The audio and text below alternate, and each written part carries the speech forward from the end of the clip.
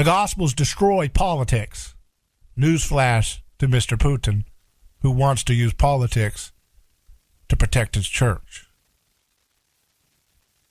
The Gospel destroys politics. Newsflash to Mr. Biden, whose distorted faith believes it's okay to make profits for his brother in destroying homes in Iraq and then giving his brother the contract to rebuild them. You see, when we actually just look at the true master of history, it becomes more clear, doesn't it? We don't have to stay in the noise and trying to keep up with all the fake news. Oh, this thing was true. No, it was a hoax.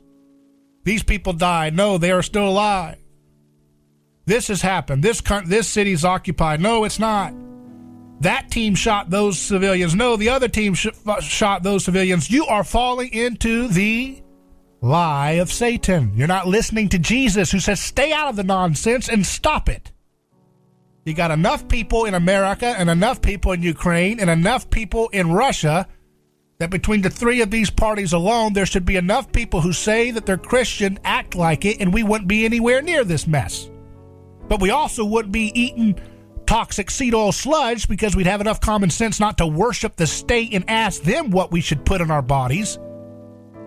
And we'd also have enough sense to not worship some fake pseudoscience quack like Dr. Fauci, because we would desire mercy, not sacrifice. And once you desire mercy, not sacrifice, there is no room for state gods. Fauci demands sacrifice. He says, I will love the Australian model where we shut down churches and shut down people's lives and sacrifice people en masse. Bill Gates said, I love that Australian model. I want more of that. I want more sacrifice. And Jesus speaks a better word and says, nope, not going to happen. You keep sacrificing and I'm going to keep destroying your pathetic cheeseball world order in front of your face.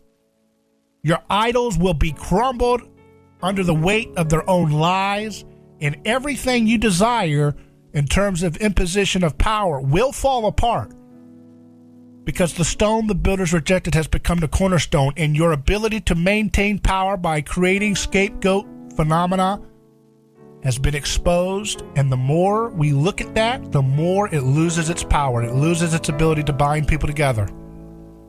They tried to scapegoat the unvaccinated. It's not working. They try to shift to a new scapegoat narrative saying, oh my goodness, we stand for democracy. That's why we must arm and stoke up conflict between brothers in Ukraine and Russia. Rather than trying to be peacemakers as Jesus would have us to do, we choose the path of Satan. Because that's what D.C. is. D.C. is the Vatican for Satan in our country. And every other capital is the Vatican of Satan in their region, because people have not learned to recognize that Jesus does not want us to participate in using state aggression to achieve good outcomes. That is a shortcut to heaven that leads to hell on earth. But we do not learn that lesson quickly, do we? We take a long time to learn it.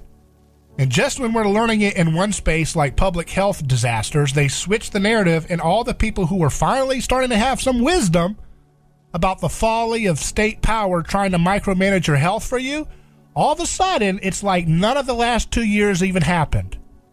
I just believe CNN's telling me the truth about Ukraine. They were lying to me. I know they're liars about everything they told me about the pandemic, but here, this reporter's just a straight, honest reporter. Oh, my goodness. And then you say, well, it's amazing how humans compartmentalize their knowledge, because they want to worship state power. We're almost magnetically attracted to worshiping false idols made in our image. See, we're attracted to the mirror image of who we are. Oh, I want a king who would do things tough and powerful like I would do if I had the power. So we're attracted to narratives that, revivify our own delights, our own secret passions about how, I'd be a tough person if I was in charge. I'd know how to do it. I'm an expert in my own little private life, and I would be an expert on the public stage, so I'm going to go support power play moves by politicians. They don't connect the dots so that you'll have people by the millions waking up for the first time about how corrupt big pharma dollars have corrupted the big pharma public health apparatus in our country, but they won't connect the dots to, well, wait a second, maybe big military needs their paycheck too. Maybe they need their payday right now. And so you don't seem to be able to have that discernment to see how these big, powerful oligarchic industries are mutating rationality. They're warping wisdom where we need it most, like war and peace and health and relations between peoples. So this is a time of real clarity, folks. And I know it looks more confusing than ever. This should be a time of clarity and understanding how the sausage making takes place in the state.